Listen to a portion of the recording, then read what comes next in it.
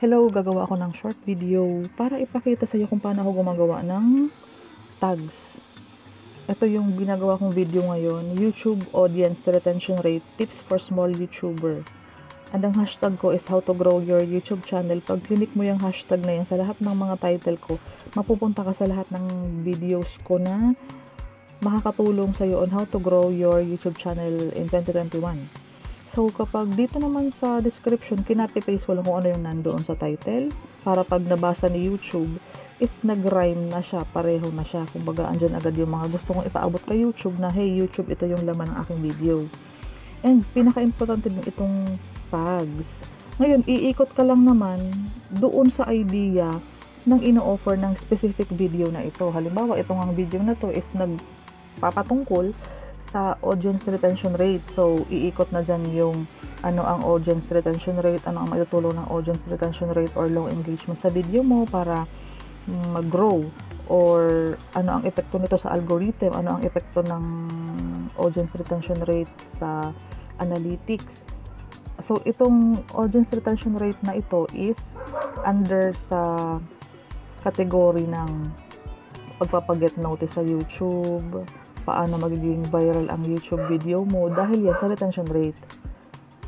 So, ang mga pwede mong igawing tags dito is, unang-una,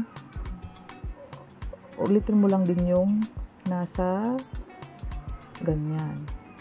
Audience retention rate explained 2021. So, nakuha mo yung idea, ba't ko nilagay yan. Sunod, how to grow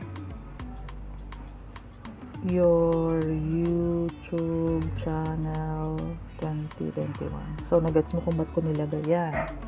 Sunod naman dyan, kasi connected to sa sa pagiging viral ng video. So, how to make a YouTube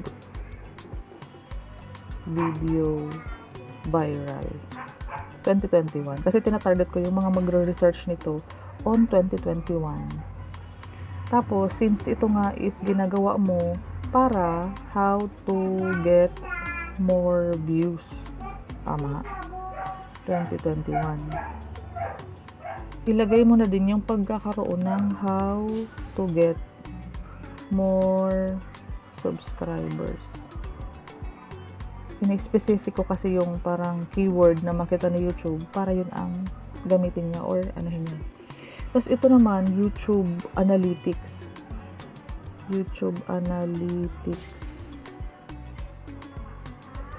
explained. Yan. Ito yung mga keywords na pwedeng makatulong kay YouTube para ma-recognize niya agad ang video mo. Tapos, how to increase audience retention. Tapos, audience retention explained. YouTube policy 2021, pwede mo ilagay yan. YouTube policy 2021. YouTube growth explained Tagalog para specific.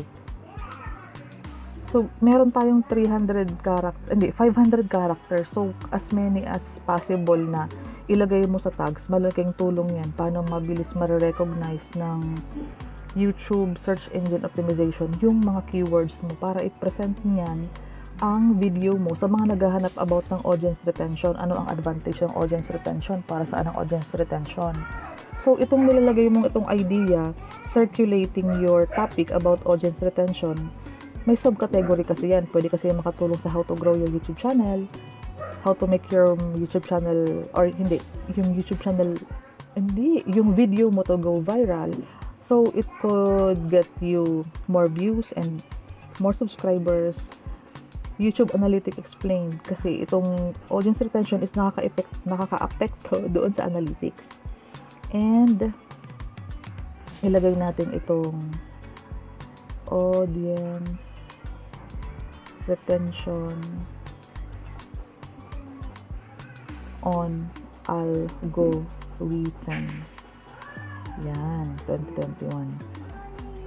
Kasi ang audience retention, nakaka-apekto yan sa algorithm ni YouTube. So, iikot mo lang dyan as many subcategory as possible. So far, satisfied na ako dito. So, hindi ko napapahabain ng video na ito. Ayan lang ang paggagawa ng tags. Ang paggagawa ng tags, make sure na lagi siyang konektado sa title, sa description, at sa sinasabi mo sa loob ng video. So, kukuha ka ng idea nitong mga tags kung ano ang sinasabi mo sa mismong video mo. Sana nakatulong ito. Please, gawin mo talaga ito palagi. Huwag kang maglalagay ng tags na hindi nanggaling sa pinakalaman ng sinasabi mo sa YouTube content mo, kasi walang kwenta yan.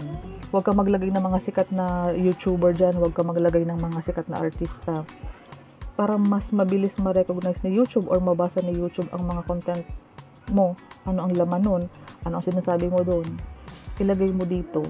At mamaya ilalagay ko din kasi dito sa description ko lahat ng nilagay ko sa tags at lahat ng sinabi ko doon sa video. Para ito kasi sinasummary mo lang talaga yung kabuuhan ng content mo sa video mo, para mabilis itong mabasa ng YouTube. Kasi kailangan mo siyang bigyan ng summary, kailangan mo siyang bigyan ng mga keywords. Ito yung mga keywords para makita niya sa video mo, sa description mo, sa title mo, sa tags mo, sa hashtags mo.